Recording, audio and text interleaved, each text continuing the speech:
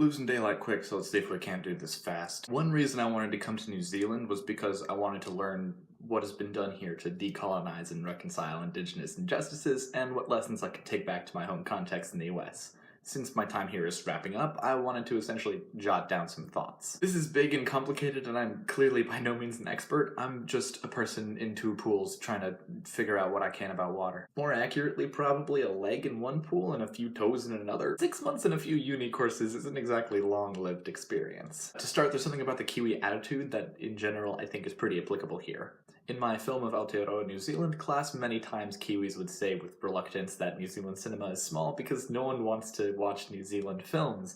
They thought their stories were boring, unoriginal, or nothing in their culture could contribute to larger storytelling. All the Americans in the class, myself included, were like, no way, you guys tell such cool stories. I've never seen this and that, and all this is so interesting, and I wish there was more of yada yada yada yada. I think because New Zealand is isolated as it is, people here are saturated in Kiwiana, and mostly interact with others who are also saturated with Kiwiana, so they don't get to feel the originality of their culture. They don't get to see that their culture has the same kind of novelty or excitement that other cultures have inside of New Zealand. When you live swimming in water, you don't know it's water kind of deal. That lack of a clear context has also sometimes led to a kind of forgetting how much progress has been made in New Zealand. Especially when coming from the context of the United States, there's some stuff here taken for granted that's just unbelievable. The National Museum has every sign in both English and Maori. The Maori is an official language of the nation. If you say Aotearoa, the Maori word for New Zealand, people know what you're talking about. There have been a non-zero amount of reparations for colonization and an active system for reparation claims. You know who in the US has gotten reparations? Former slave owners after the Civil War for lost property.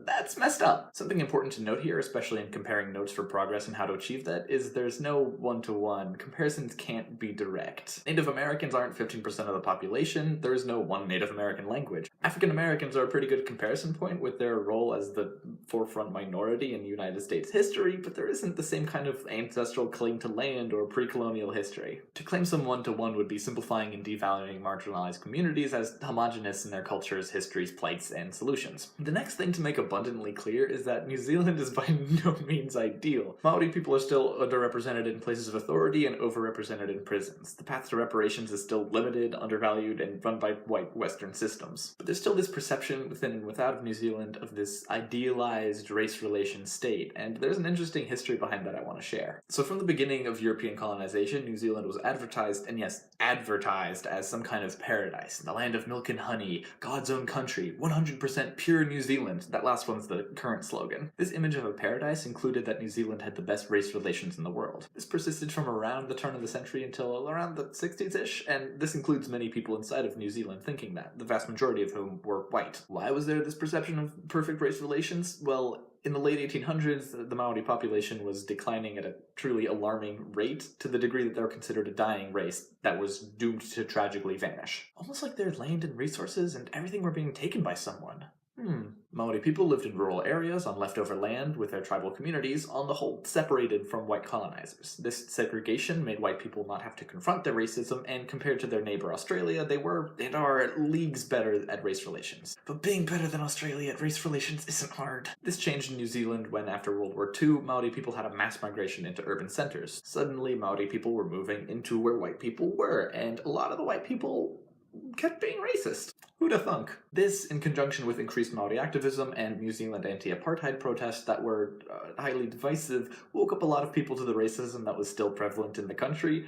It was hidden, but simply not confronted to that point. Nonetheless, largely due to the action of these Maori activists and protesters, who took some inspiration from the civil rights and indigenous rights movements in the US, a relationship which went both ways, actually, the responses I talked about earlier were set up. Because of this, the idea that New Zealand has the best race relations toned down a bit, but still lingers to an unhealthy degree. You can think about it as two modes, systematic and interpersonal. People can think that they're really great at not being racist themselves, but understand that there are larger systems that haven't done much to combat the inequality that exists because of the past. Plus, it's hard to not to want to take that title, best race relations in the world. Especially when you're neighbors with Australia. Again, it's not hard to look like a paragon of race relations next to Australia. See me, shade all over, oh no. Compartmentalizing like this is real, and it takes work to sort out. I want to pivot back to reparations. With a society as tied to land as the Maori are, a traditional Maori introduction includes the geographic features where you're from, and oral traditions are very sort of landmark-based. The suspicion of non-land reparations is fair, but there's a danger of railroading opportunities. The point of reparations is to give back opportunities and resources that marginalized communities would otherwise have without colonization. But by saying your culture has ties to the land so you can only get land back, you're kind of saying that they can only do what their ancestors have done. And especially with the urbanization of Maori people, land reparations could act as a way of saying you have to go back there now. Reparations are about giving more options. Only returning one kind of thing doesn't accomplish that. Reparations here can also take the form of money or a combination of land and money to suit the current needs of the communities. Part of the worry or part of the argument against that is that it doesn't encourage the continuation of traditional cultural practices or information.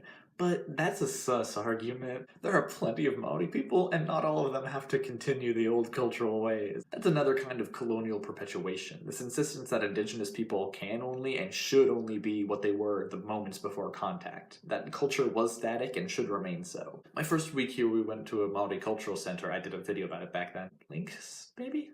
Dooblydoo. One thing very clear back then was that was a family that wanted to be doing that wanted to be showing off their culture. This was also a family that made it very clear that the culture being shown off with the wood fences and the traditional dress was the culture of 300 years ago, not reflective of the day-to-day Maori culture today, because cultures change. And this is one of the main things that's really important to remember when it comes to decolonization and reparations.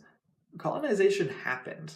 It's a bell that can't be unrung. Reparations are about making up for it, but there isn't a way to undo it. Maori people live largely in cities. African Americans' home is America. The Philippines are Catholic. Latinx people can't untangle their DNA, and the same goes for any contact zone.